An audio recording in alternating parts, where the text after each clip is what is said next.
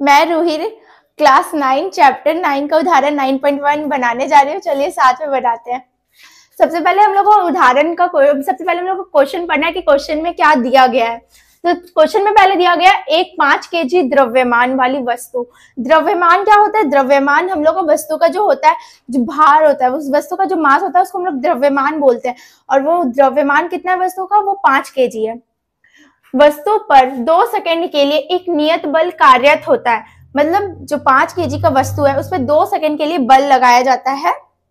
यह वस्तु के वेग को 3 मीटर पर सेकंड से बढ़ाकर 7 मीटर पर सेकंड कर देता है। मतलब वस्तु का जो प्रारंभिक वेग है वो 3 मीटर पर सेकंड है और जो अंतिम वेग है वो 7 मीटर पर सेकंड है। लगाए गए बल की मात्रा ज्ञात करें। अब हम लोग में इसमें जितना फोर्स लगा उसको हम लोग को निकालना है। तो और फिर इस क्वेश्चन को हम लोग बाद में देखेंगे। इसमें क्या बोला है?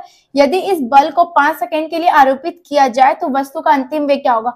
फिर हम लोग को 5 सेकंड के लिए भी डाल के 5 सेकंड में समय का वैल्यू पुट करना है। उसके बाद फिर हम लोग अंतिम वेग उसका ज्ञात करेंगे। देखिए पहले दिया गया है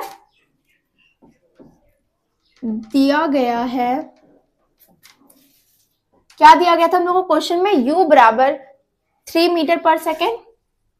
तो हम लोग लिखेंगे u बराबर 3 मीटर पर सेकेंड और v बराबर क्या दिया हुआ था? 7 मीटर पर सेकेंड और t बराबर हम लोग का 2 सेकेंड दिया हुआ था। और मास हम लोग का कितना था? 5 केजी। तो अब हम लोग को F इक्वल टू एम में निकालना है।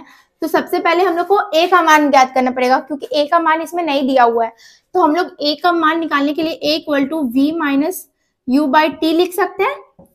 ब्रैकेट में मीटर पर सेकेंड देंगे, इसका भी मीटर पर सेकेंड, इसका भी मीटर पर सेकेंड। तो A बराबर हम लोग A का वैल्यू हम लोग V minus U by T देंगे और इसका भी मीटर पर सेकेंड, इसका भी मीटर पर सेकेंड, इसलिए और यहाँ पे भी सेकेंड है तो फिर यहाँ पे इसका सेकेंड और इसका सेकेंड स्क्वायर करेंगे हम लोग को, तो इसका मीटर पर सेकेंड स्क्वायर हो जाएगा। और A बराबर V का वैल्यू 7 पुट करेंगे माइनस U का 3 पुट करेंगे और T का 2 मीटर पर सेकेंड स्क्वायर और 7 माइनस 3 करेंगे 4/2 आएगा मीटर पर सेकेंड स्क्वायर। अब इसको अगर डिवाइड करेंगे तो फिर 2 मीटर पर सेकेंड स्क्वायर आएगा। अब हम लोग को इसको अब बल याद करना है क्योंकि अब हम लोग को A का मान पता चल गया तो अब हम लोग का बल तो निकल जाएगा। F equal to m into a करेंगे तो F बराबर m का कितना था? 5 केजी इंटू A का कितना था? 2 मीटर पर सेकेंड स्क्वायर। अब हम लोग आगे करेंगे।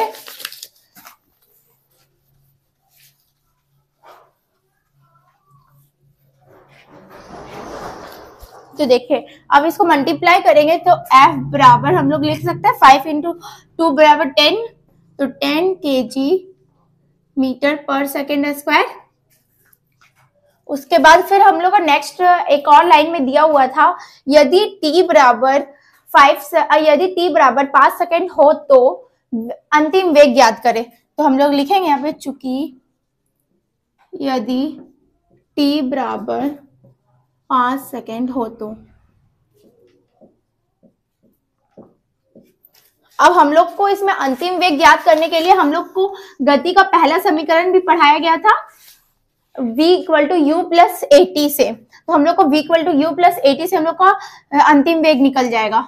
v equal to u plus at करेंगे, v बराबर u का मान तो हम लोग का 3 था प्लस 2 इंटू 5, v बराबर 3 प्लस 10 मीटर पर सेकेंड। ये इसका एसआई मात्रक है मीटर पर सेकेंड और फिर v बराबर 13 मीटर पर सेकेंड।